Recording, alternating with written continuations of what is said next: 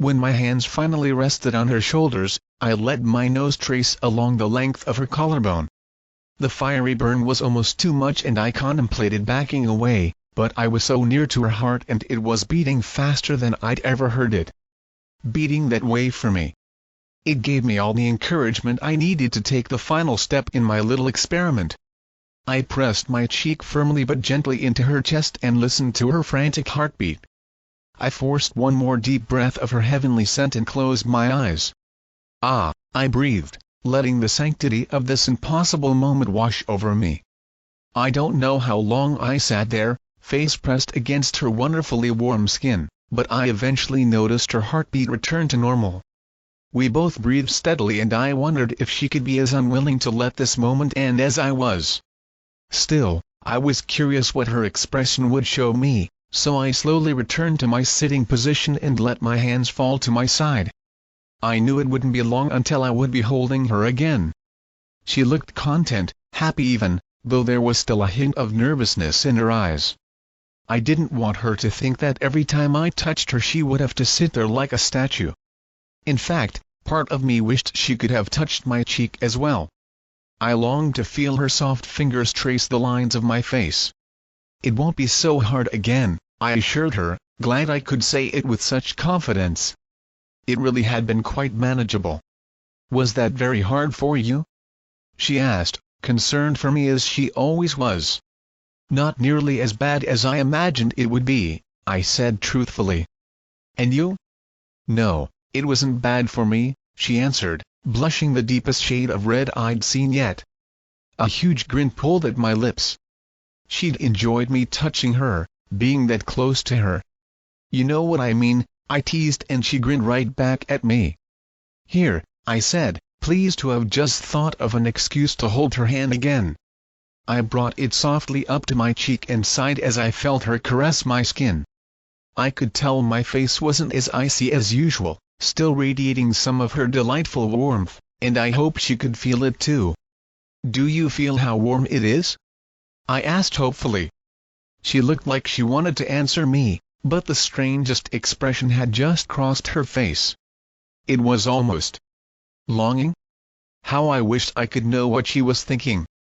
"Don't move," she whispered, and I froze beneath her. Sensing what she was about to do, I let my eyes close and focused on making sure I was still in control of myself. I knew it was coming, but I still felt myself tense as her fingers touched my cheek. I wanted to lean into her touch, encourage her, let her know how much I was enjoying it. But she had stayed still for me, and it was her turn to explore me now. I was surprised when I felt her touch my closed eyes, and again wondered what she was thinking. Then her fingers moved to my nose and eventually my lips. Without meaning to, I opened my mouth and let out the breath I hadn't realized I was holding. Yet somehow I knew I hadn't been holding it to keep her scent away. Recognizing yet another long-buried human reaction, I realized I'd been holding it in anticipation. Far too soon, I felt her hand pull away from me. I opened my eyes and could feel them shamefully begging her for more. Did she have any idea what she was doing to me? I wanted to wrap my arms around her, pull her close, inhale her luscious scent until it drove me mad.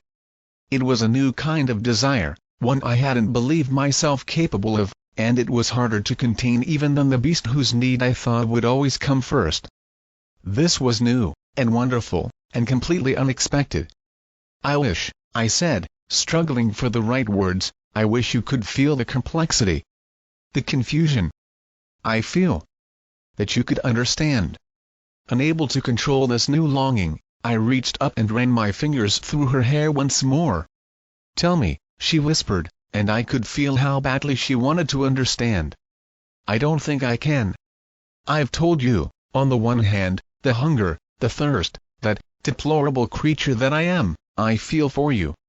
And I think you can understand that, to an extent. Though as you are not addicted to any illegal substances, you probably can't empathize completely," I teased, determined to keep the mood light. She'd ended up understanding better than I could have expected. Regretfully, my foolish actions during the day had finally made her see the danger of being with me. Yet now those desires were overshadowed by new and powerful sensations, and I needed her to understand just what that meant. There was hope for us now. I finally felt like I had something to offer her. "But," I said quietly, letting my fingers gently caress her lips and loving the shudder that ran through her as I did, "there are other hungers. Hungers I don't even understand, that are foreign to me. I may understand that better than you think." Her breath was shaky when she spoke and it filled me with delight. "I'm not used to feeling so human," I admitted. "Is it always like this? For me?" she asked. I held another expectant breath as I waited for her answer. "No, never. Never before this." At that I reached out both of my hands and scooped hers into mine, holding them tighter than I probably should have. If my strength made her uncomfortable, she didn't complain. After a moment I forced myself to loosen my grip, just in case I was hurting her. It was unfathomable that this new desire was almost as difficult to control as the one I had been fearing for so long. I wanted to hold her tight, squeeze her hands in mine and never let go. It was harder than I would have imagined, holding back and minding every touch for fear of crushing her fragile body. "I don't know how to be close to you," I said with a sudden twinge of sadness. "I don't know if I can." This wasn't something I'd factored into the equation.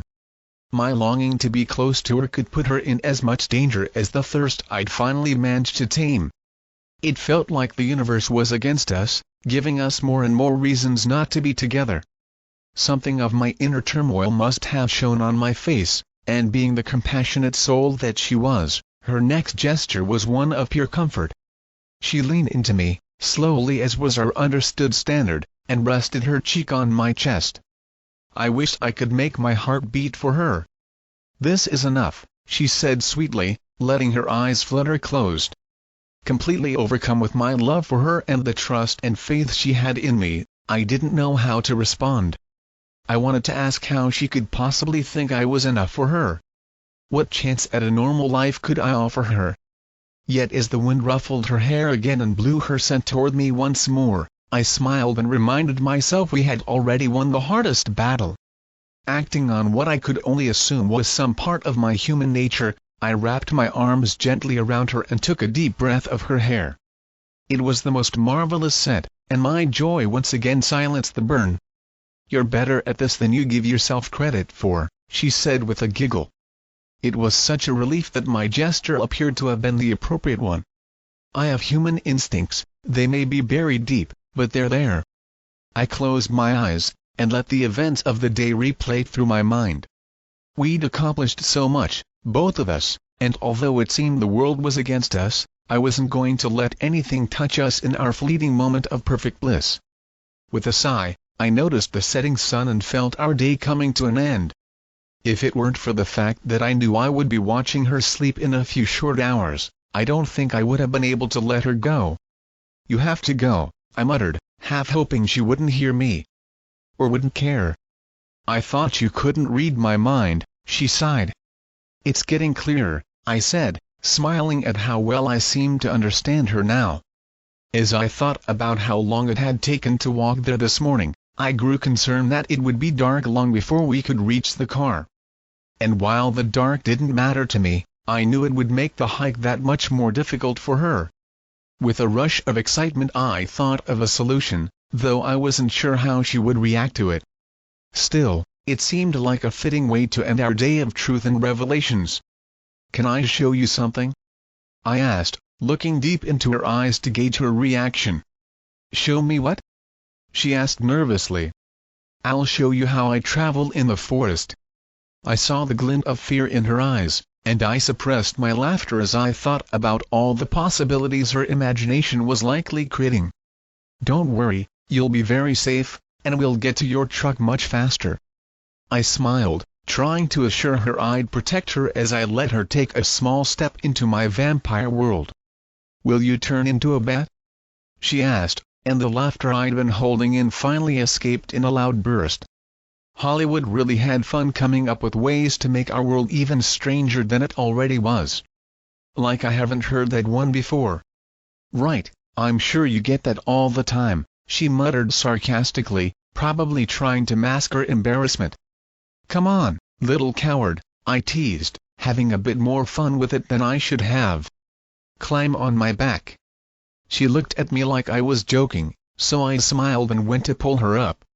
Her heart was racing again, but it didn't sound the same as before when I was touching her. I was startled to realize I could tell the difference, and thrilled that I'd inadvertently discovered another way of reading her. As I pulled her up, I felt her tiny arms and legs lock around me, and tried my best not to think about how good it felt to have her pressed into me. "I'm a bit heavier than your average backpack," she said shyly. "Ha!" I laughed again, rolling my eyes. She felt as light as a feather to me.